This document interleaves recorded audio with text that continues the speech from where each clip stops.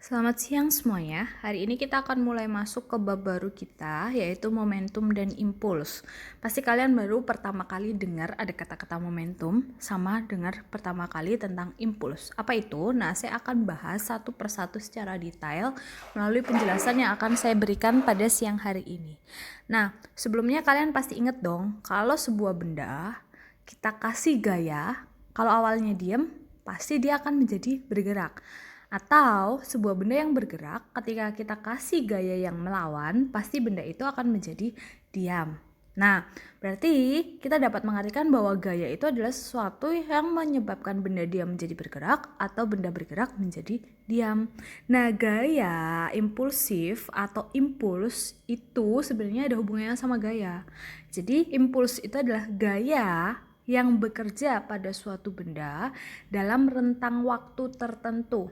Atau kalau kita mau kasih rumus, impuls itu disimbolkan dengan I, dia adalah perkalian antara F dikali delta T, atau bisa juga F dikali T2 min T1, jadi dalam selang waktu tertentu.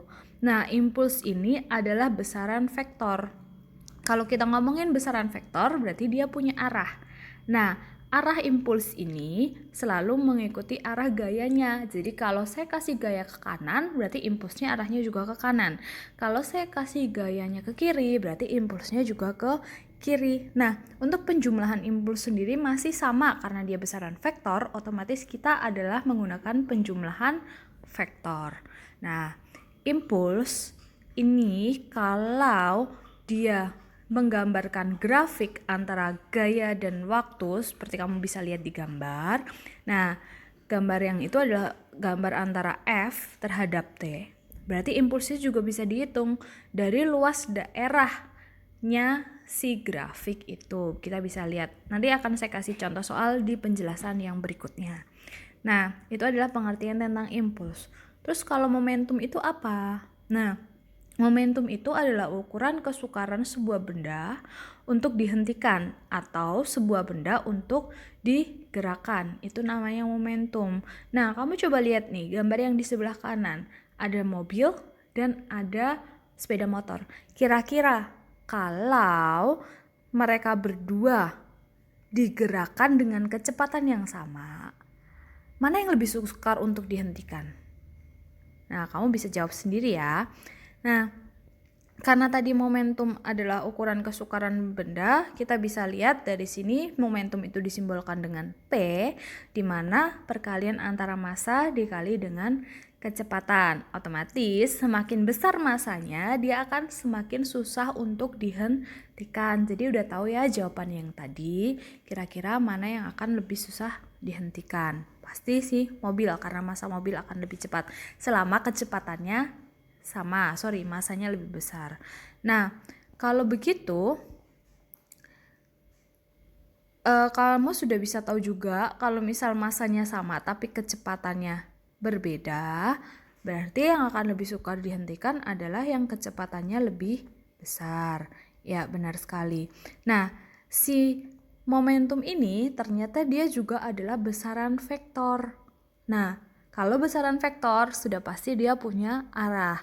Mau arahnya ke utara, ke selatan, ke kanan, ke kiri, kemanapun nanti akan kita masukkan dalam perhitungan. Kita akan masuk ke vektor lagi. Nah, sekarang bisa kita lihat di sini. Kamu lihat di gambar, ada dua buah mobil yang masanya sama-sama 1000 kg. Yang satu ke kiri dengan kecepatan 100 meter per sekon, sedangkan yang satu ke kanan dengan kecepatan 100 meter per sekon juga. Nah, mobil ini punya momentum yang besarnya sama-sama 1000 dikali 100, ya kan? Berarti dia adalah 100.000. Cuman bedanya adalah yang ke kanan berarti momentumnya adalah plus 100.000, yang ke kiri berarti karena berlawanan momentumnya adalah minus 100.000. Jadi diingat, di sini ada penjumlahan vektor karena momentum adalah besaran vektor. Oke, bisa paham ya? Nah, Tadi kan kalian dikasih judul tuh, momentum dan impuls atau impuls dan momentum. Otomatis mereka berdua pasti punya hubungan dong. Apa hubungannya? Nah, kamu bisa lihat slide berikutnya. Hubungan impuls dan momentum. Nah, gaya impuls yang diberikan pada suatu benda akan membuat benda tersebut mengalami perubahan kecepatannya. Kalau kecepatannya berubah, otomatis momentumnya juga berubah. Jadi bisa kita tarik kesimpulan bahwa impuls itu membuat momentum benda berubah. Berarti impuls sama dengan perubahan momentum, atau bisa ditulis juga dengan I sama dengan delta P.